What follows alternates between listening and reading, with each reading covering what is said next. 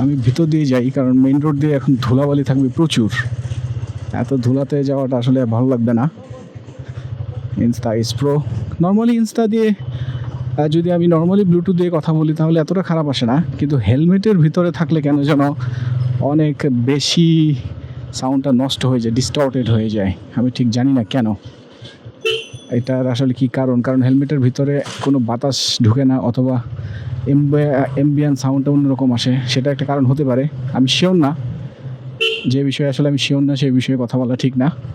But আমি দেখেছি এরকম হয়, হেলমেটের ভিতরে যখন আমি কথা বলি তখন কোয়ালিটিটা এরকম হয়ে থাকে।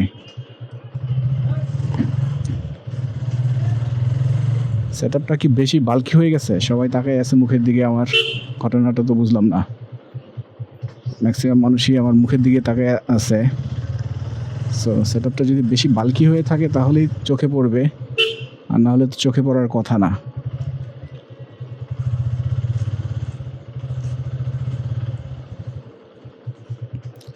Stop recording.